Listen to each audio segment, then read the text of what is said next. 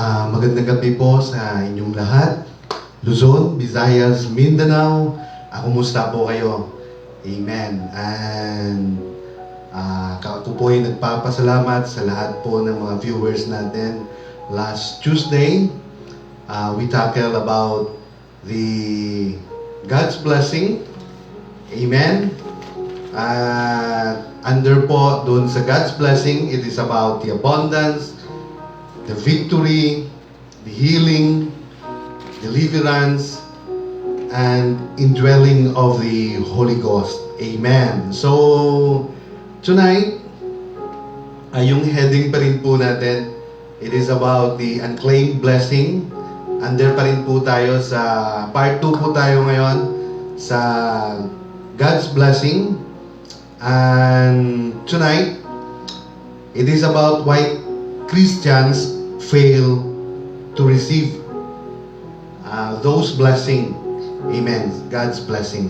So, salamat po sa lahat kay Brother GM Samolde, sa lahat po ng mga Bantulo family, kay Brother Jemmy, sa lahat po ng Palomero family, and then kay Sister Ann Intal, Doktora Ami Buston, maraming salamat po. And then sa lahat po ng mga youth, Aquesta family, Miranda family, Floro family, and then nagpapasalamat din po tayo sa kasama po natin sa gabing ito, si Yuyoy. Salamat din po ng sobra. And also, wala po tayo nung Friday, kasi mayroon po tayong importanteng pinontahan, Amen.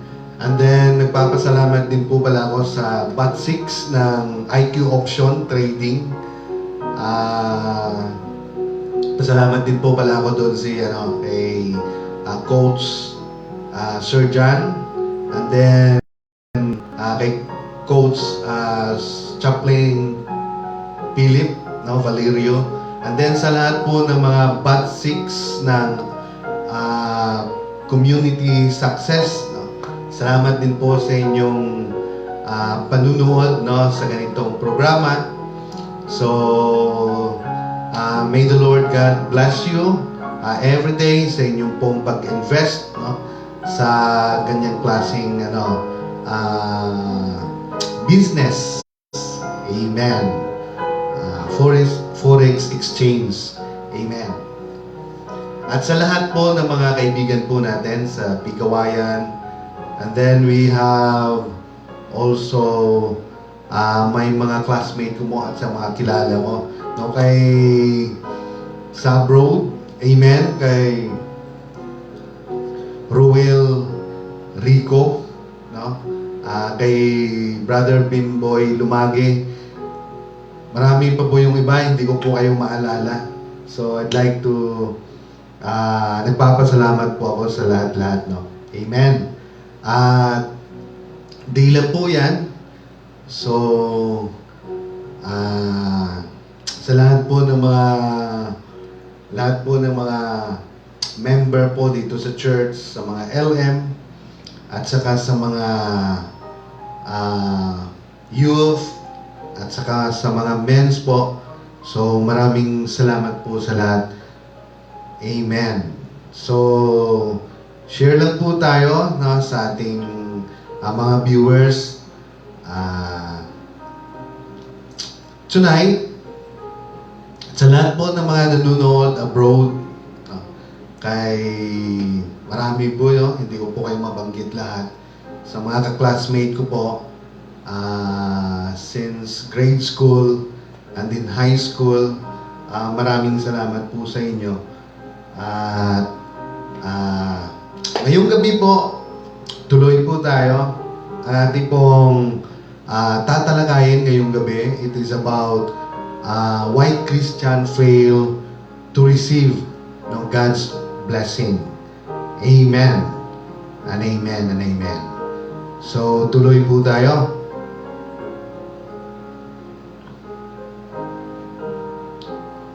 Amen.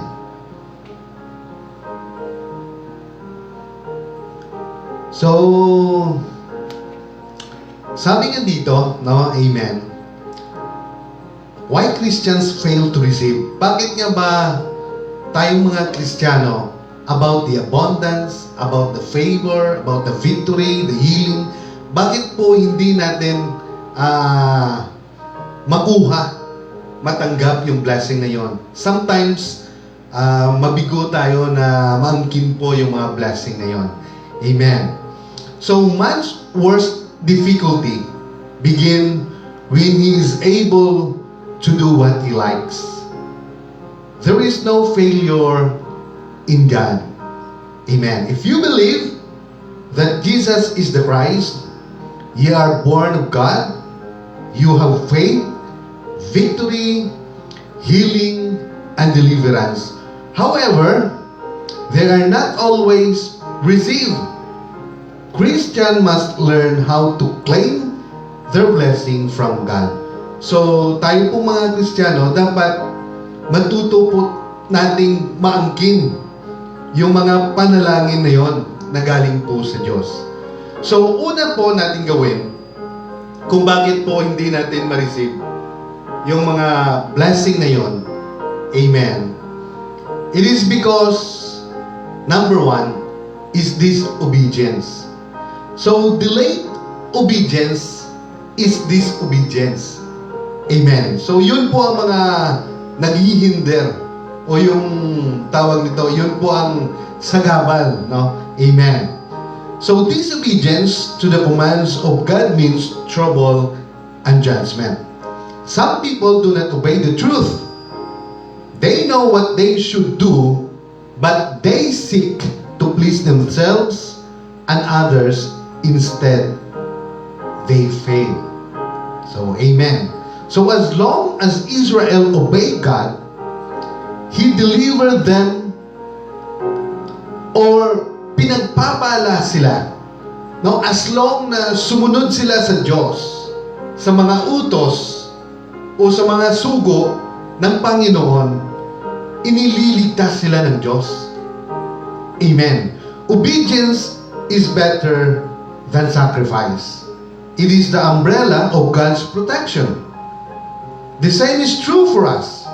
We live a new and better covenant. Amen. So obedience opened the door to the blessing of God. Galatians 3 verse 29 po yan. And in Deuteronomy chapter 28 verse 1 to 13, ito po yung mga blessing ng Diyos. Amen. Pero sabi niya po, in verse 1, bago po natin maangkin yung blessing na yon, sabi po ng Panginoon, at mangyayaring kung iyong didingging masikap ang tinig ng Panginoon mong Diyos upang isagawa ang lahat niyang utos na aking inuutos sa iyo sa araw na ito. Amen. Ay itataas ka ng Panginoon mong Diyos sa lahat ng mga bansa sa lupa. So sabi ng Diyos, it shall come to pass, if thou shalt hearken diligently unto the voice of the Lord thy God, to observe and to do all His commandments, which I command thee this day. Ngayon din po, no?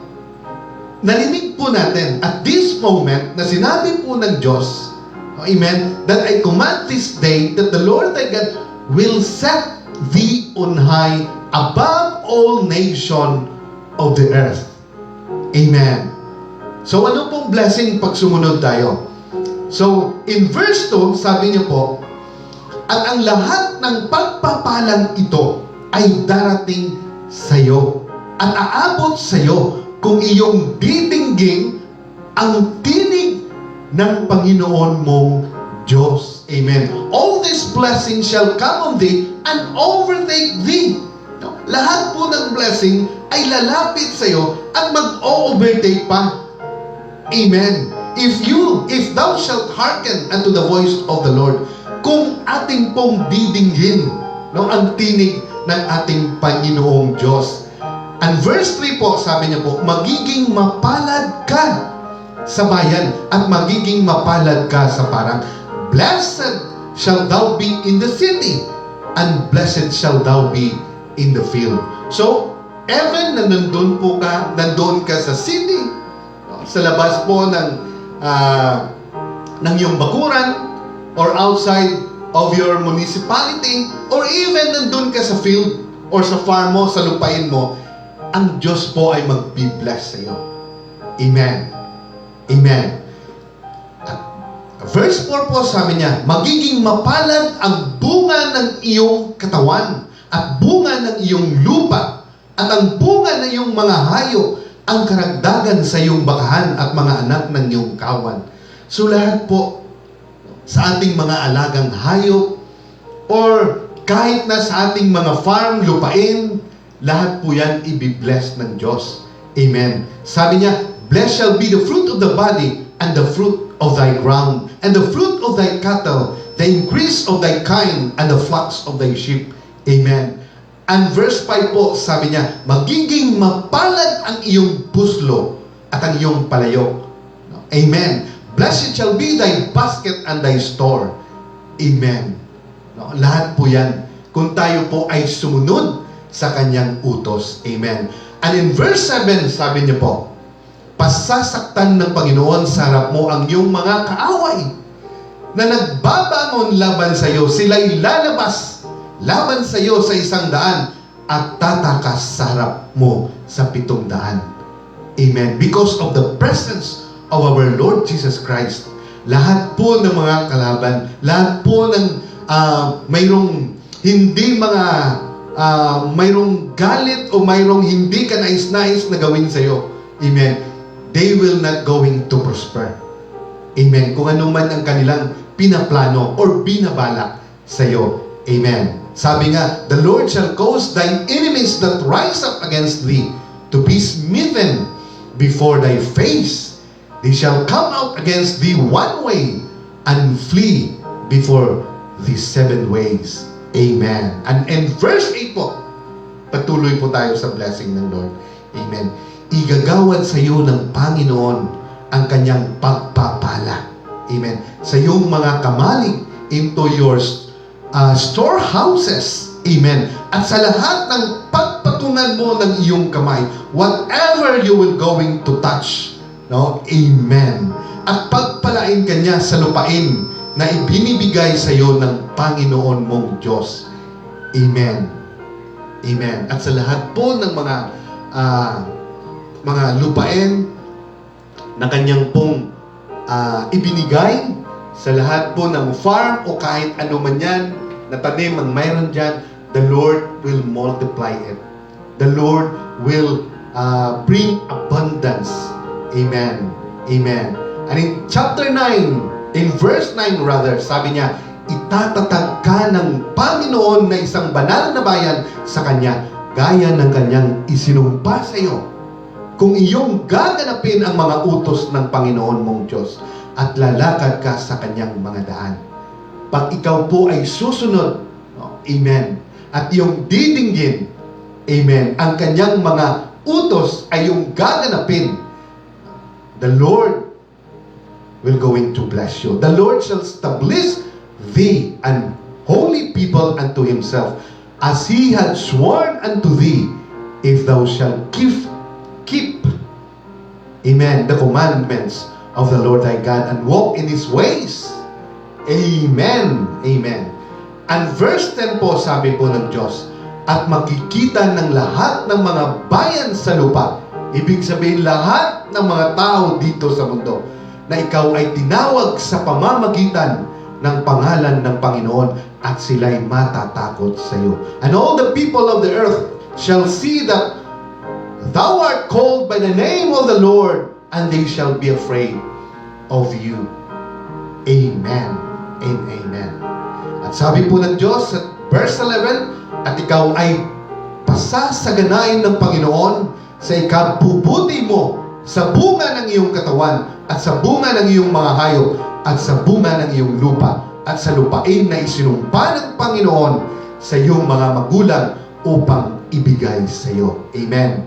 And the Lord shall make thee plenteous in goods, in the fruit of thy body, and in the fruit of thy cattle, and in the fruit of thy ground, in the land which the Lord sware unto thy fathers to give thee. Amen and amen. And verse 12 po, sabi po ng Diyos, bubuksan ng Panginoon sa iyo ang kanyang mabuting kayamanan. Wow!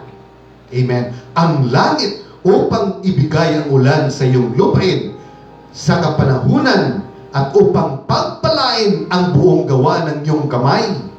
Amen. At ikaw ay magpapahiram sa maraming bansa at ikaw ay hindi hiram. Amen. If the Lord God, Jesus Christ will bless you, ikaw na ngayon ay magpapahiram sa ibang tao. Amen. Sa mga tao. At ikaw ngayon ay hindi na manghiram pa. Amen. Yun po ang mga blessing ng Panginoon, ng mga promise, amen, ng Panginoon. Sabi niya po, yung promise niya, in our passage, last Tuesday, sabi niya po, amen, sabi niya po sa passage niya, precious, great, amen, hindi lang po promises, but it is great and precious po na promises po ang kanyang binibigay po sa atin. Amen and amen. So the Lord shall open unto thee his good treasure, the heaven to give the rain unto thy land in his season, and to bless all the work of thy hand. And thou shalt lend unto many nations, and thou shalt not borrow. And 13 po, amen. The last one, sabi po ng Diyos, at gagawin ka ng Panginoon na ulo at hindi buntot. You will be the head, not the tail. At ikaw ay magiging sa ibabaw lamang at hindi ka mapapa sa ilalim. You will be in the head, no? Amen. Sa taas ka, not you are in the top, not in the bottom. Amen. Kung iyong didinggin or susundin or pakikinggan ang mga utos ng Panginoon mong Diyos na aking inuutos sa iyo sa araw na ito na iyong sundin at gawin. Amen. At ano po ang utos ng Diyos? Sa verse 14 po, ang sabi niya, at huwag kang lilihis sa anuman sa mga salita na aking iniuutos. Amen. Sa inyo sa araw na ito, at this moment, sabi niya po, sa kanan o sa kaliwa upang sumunod sa ibang Diyos na paglilingkuran sila. Ibig sabihin po, sabi ng Diyos, the first commandment of our Lord Jesus Christ, amen. The first and the great commandment is to love your God with all your heart, with all your mind, with all your might. Amen. Wala na pong ibang Diyos na ating paglilingkuran. Huwag po tayong maglingkod sa mga Diyos-Diyosan. Kung hindi po, down to 15 up to the 16 po, curses will gonna overtake in your life. Amen. Kung tayo po ay ditinggin po natin lahat ng sinasabi po ng ating Panginoon. Sabi niya nga po, and thou shalt not go aside from any of the words which I command thee this day, to the right hand or to the left, to go after other gods to serve them. Amen. Yun lang po ang sabi ng Diyos. Wala na pong ibang Diyos kundi siya lang. Amen and amen. So, if we will going to obey the Lord our God, yan po ang gagawin ng Diyos sa atin po. Amen. We will be on top, not the bottom. Amen and amen. So, salamat po tayo. Now, if we have an obedience in our Lord Jesus Christ, lahat po yan ay darating sa ating buhay.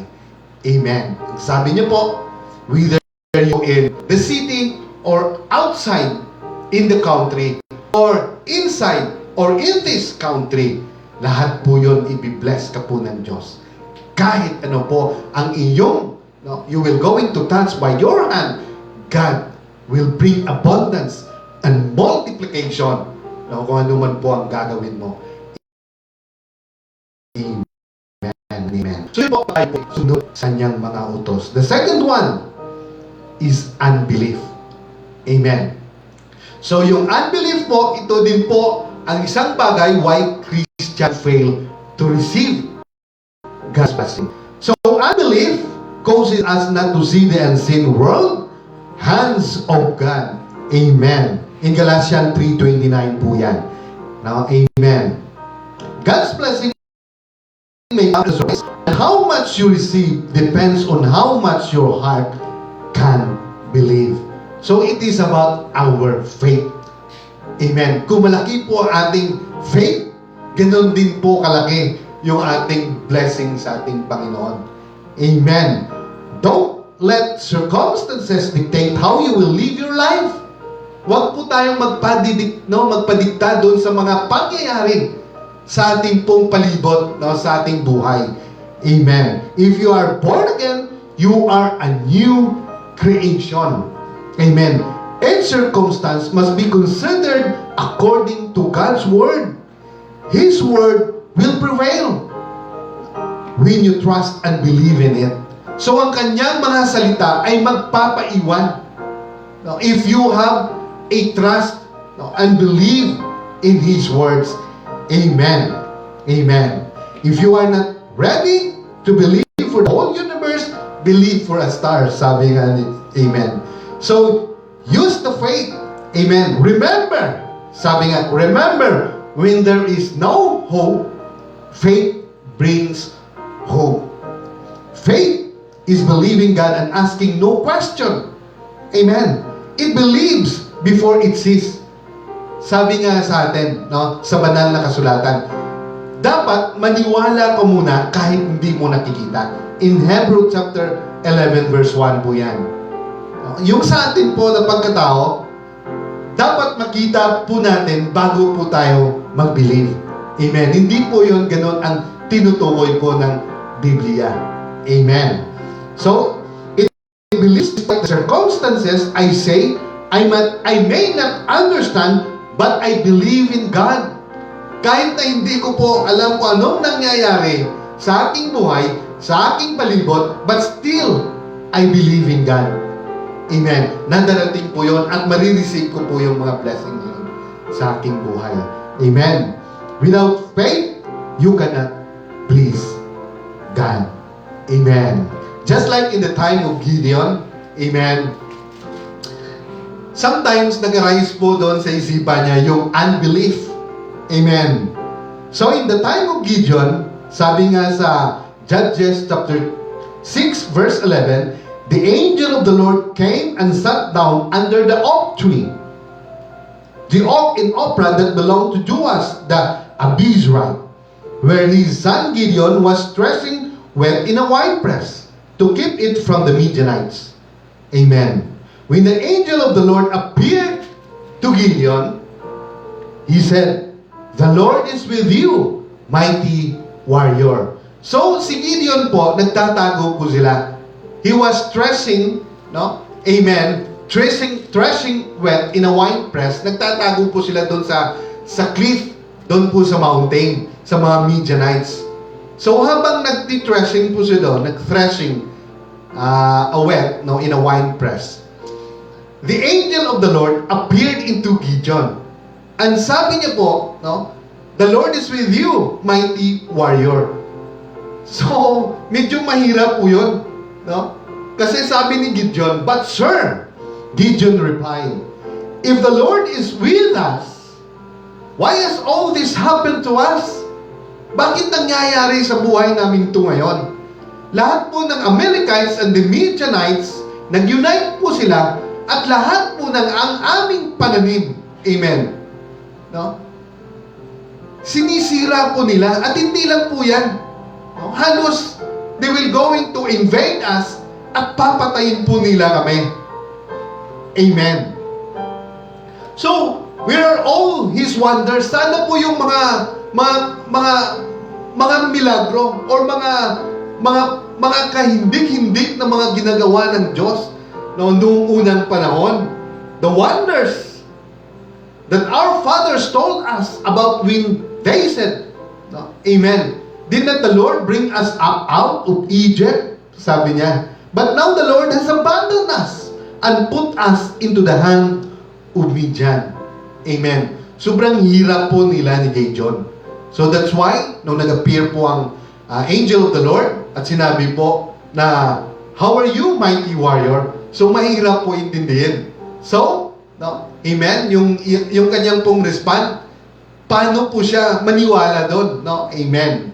The Lord turned to him and said, "Go in the strength you have and save Israel out of Midian's hand. I am not sending you." Amen.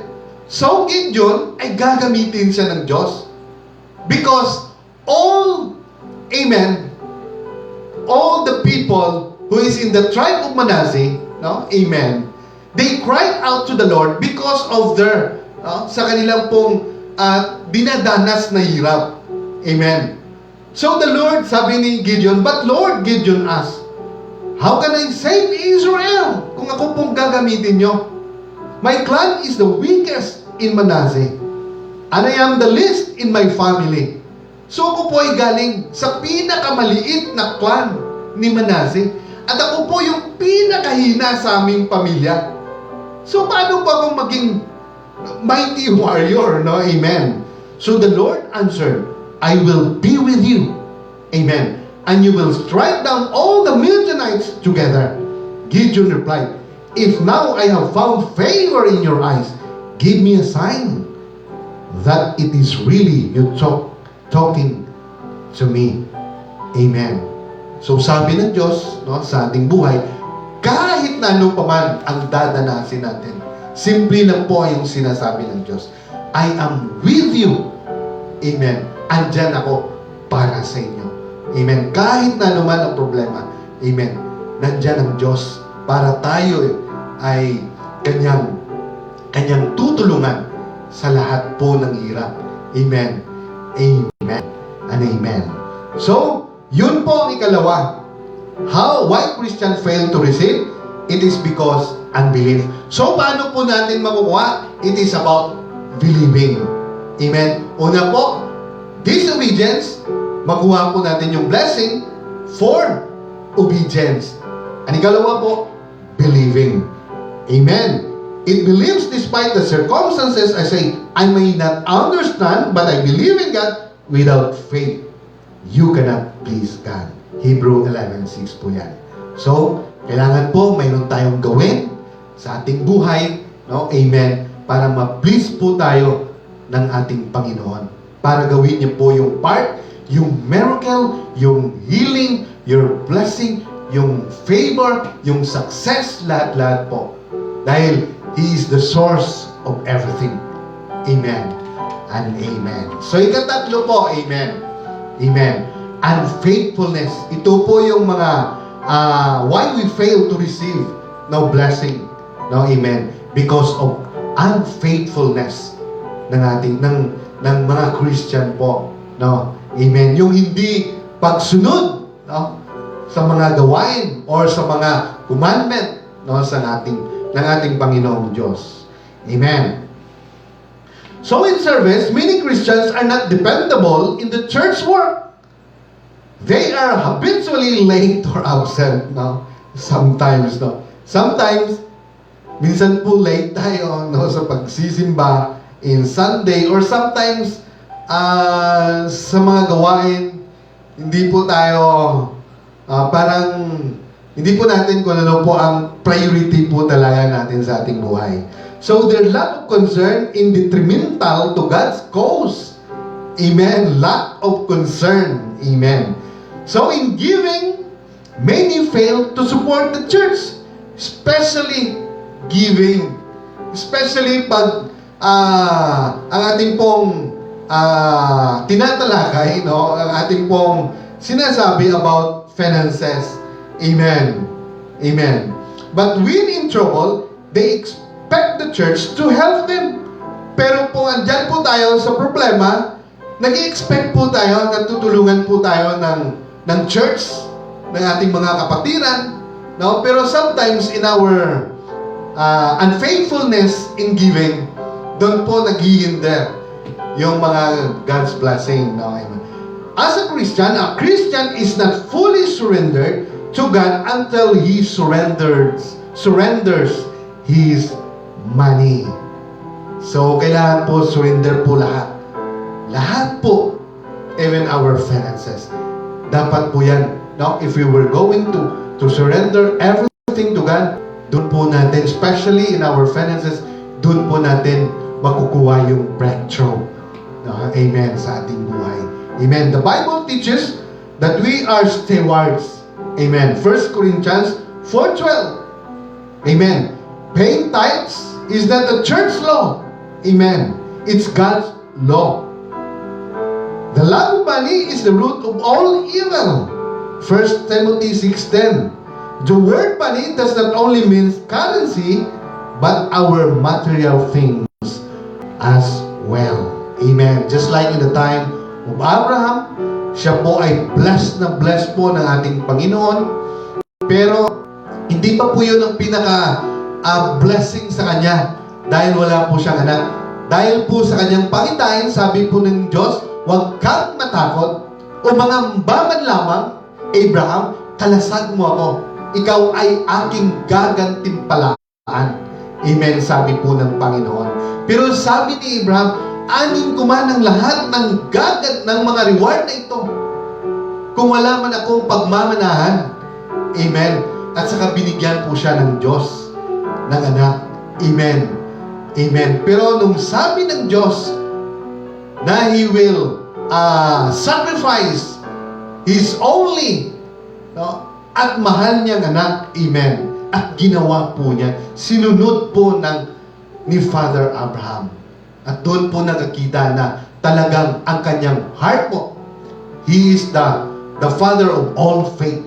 Amen. Yung heart niya po ay doon lang po talaga sa Diyos. Dahil alam niya na kahit anong mangyari kay Isaac, bibubuhayin pa rin siya ng Diyos. Amen. Ganun po katindi, ka-level, yung kanyang faith. Amen. And amen. So, tuloy po tayo. God rewards those who give. Well, yun po ang hindi po natin dapat palitan. Yung mga nagbibigay po, yun po ang kanyang binibigyan ng gantimpala. Reward. Amen. No? The words, God is able to make it up to you by giving you everything you need and more. 2 Corinthians 9:8. So, kaya po sa ating mga church, alam po natin kung talagang pinagpala sila. Amen. Na-receive po nila ang lahat ng blessing. Amen. Dahil po sa pagbibigay. Amen. At yan po ang sikrito. Amen. Kung tayo po ay gusto na i-bless po ng Diyos. Amen. At yan din po ang sikreto ng ating mga coaches dyan sa forex exchange trading, sa binary option. Amen. Sa lahat po ng mga coach dyan, alam ko po, nanonood po kayo. Maraming salamat po. Amen. Ang dami po nanonood all throughout the Philippines. So, maraming salamat po sa inyo.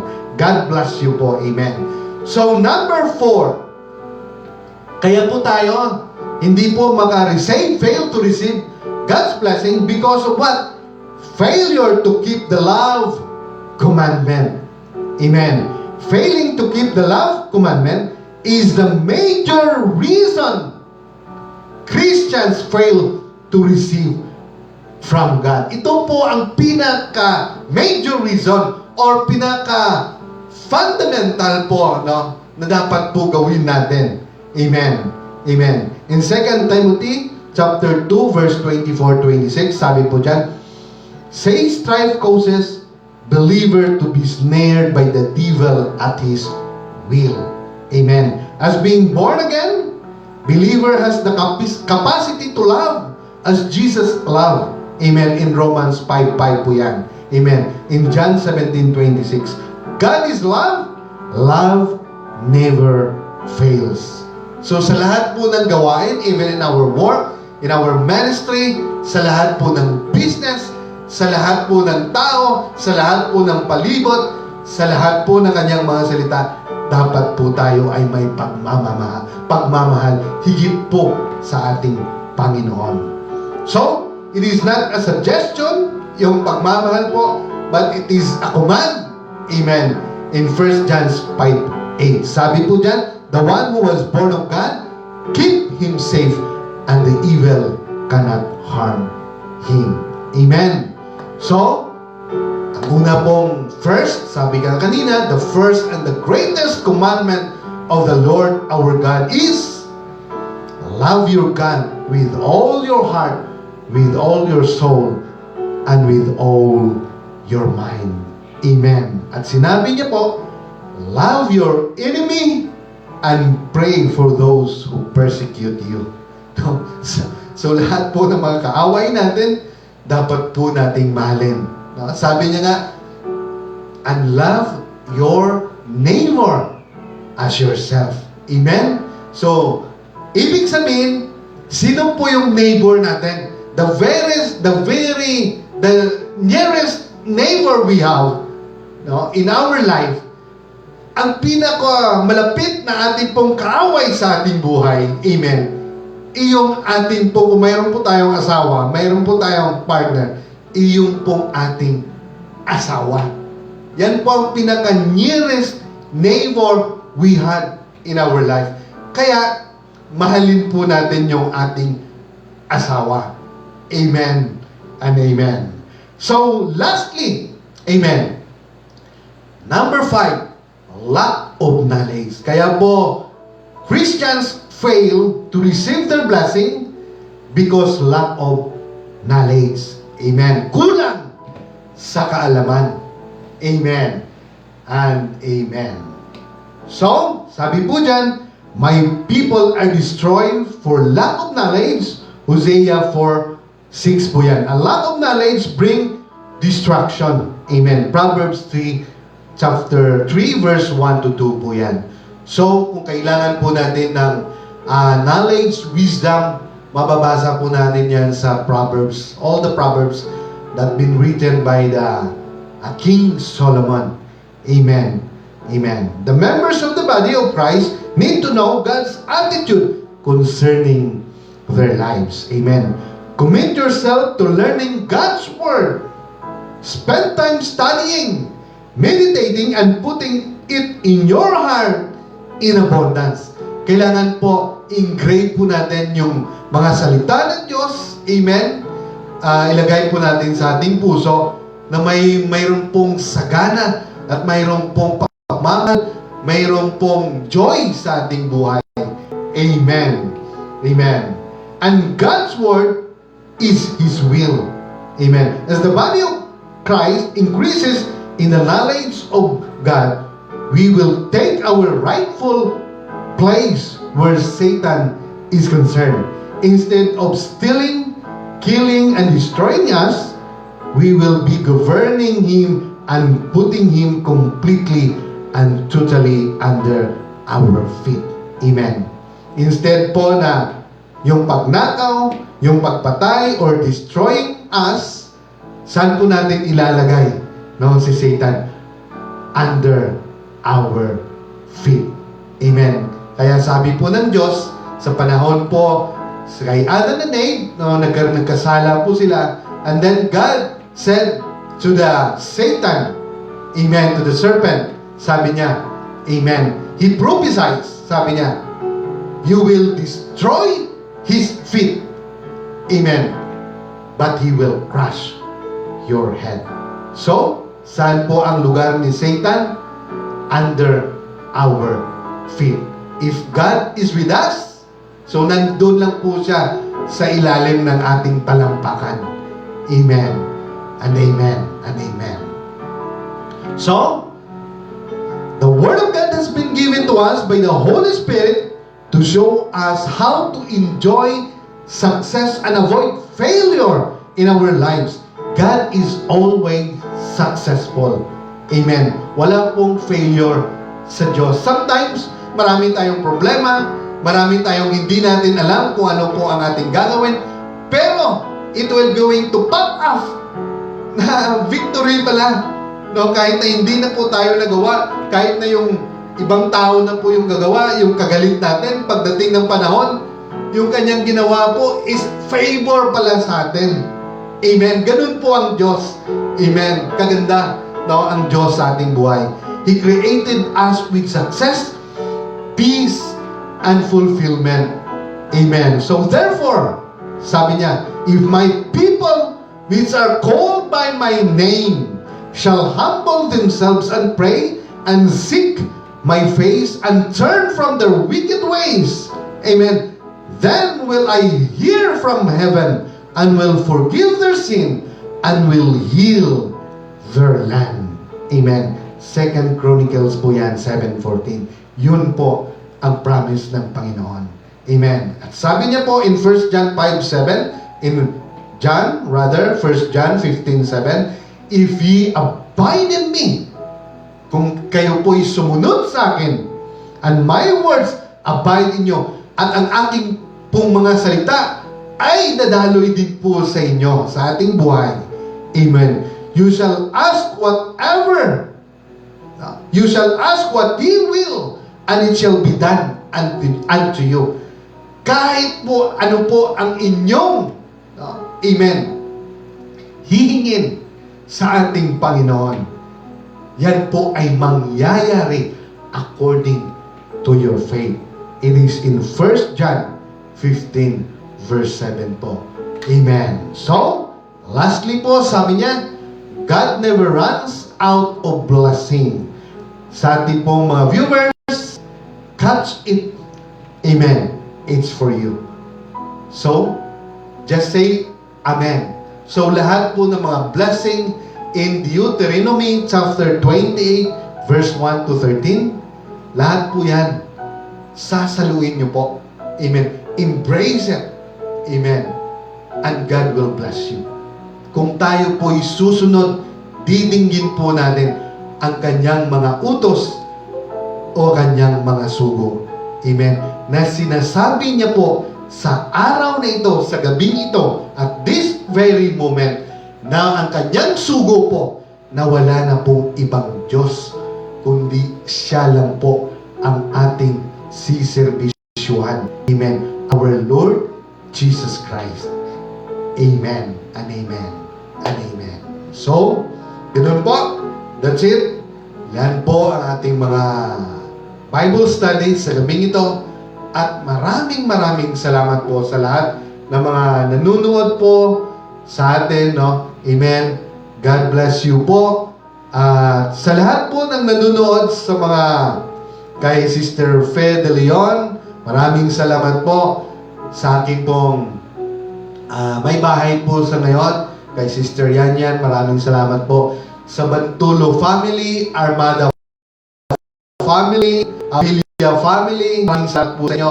Miranda family, Aquesta family, at lalong-lalo na po sa ating pong Pastor Neil Aquesta and Teacher Mel. Maraming salamat po.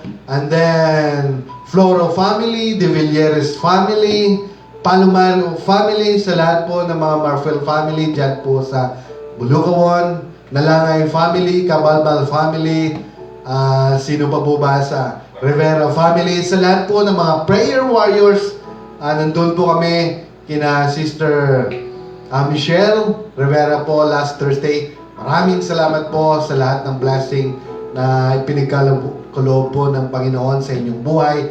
At salamat din po sa mga blessing na natanggap po natin doon.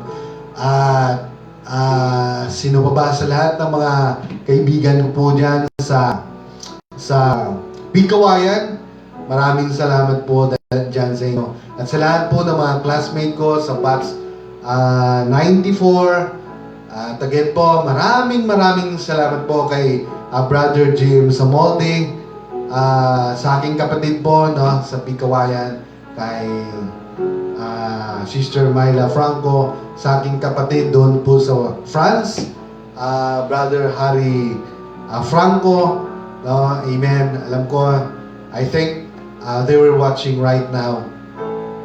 Amen. So marami pa po, no? I know it will share sa lahat po ng mga batch ko. Maraming salamat po sa panunood nyo po.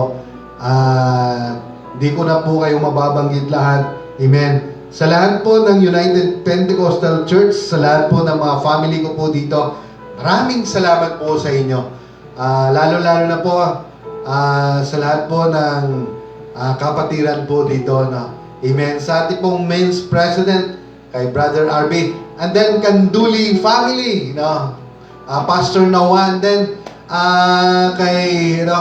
we're so blessed kay Brother Vilina family.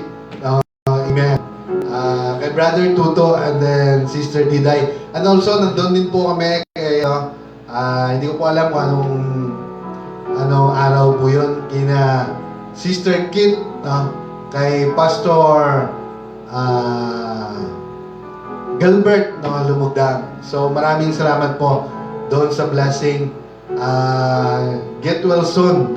I know God has a more blessing na dumating po sa buhay niyo po, Pastor Gilbert. At salamat din po tayo sa lahat sa Camp Heaven's View. Sa lahat po ng mga men's, meron po tayong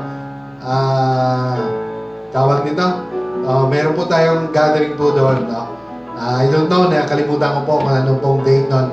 Basta meron po, amen. So, update lang po tayo. Yan po ay sa kagandang loob na ginawa po ng ating butihing Pastor Neil Acuesta. Nagpapasalamat po tayo sa kanyang sa lahat ng mga pabor at sa lahat po ng kabutihan na mayroon siya sa kanyang puso sa ating pong lahat. So, He is an instrument para po tayo not only saved by the grace of our Lord Jesus Christ through Him, through the Word na in-imprint niya po dito sa ating puso and also sa ating pong mind at sa kanyang pong pamilya. Utang po natin ang lahat ng ito through Him na dumalay po ang grasya sa kanyang buhay through yung grasya na yun doon na-receive din po natin. So maraming pong salamat. Hindi rin po tayo makaganti ng kahit anong bagay, but thank you is enough. Amen. In the name of our Lord Jesus Christ. So sa lahat po, again, bago po tayo magpaalam, so this is your host po sa gabing ito. Ako po si Mr. Danilo Franco. Amen. Nagpapaalam po sa lahat ng mga viewers po natin. God bless. At sabi po ng Diyos, saluhin niyo po lahat ng mga blessing. Amen. Na binabanggit po natin dito sa gabi ito. God bless and more power po sa lahat ng ating mga viewers. Amen and amen. Amen.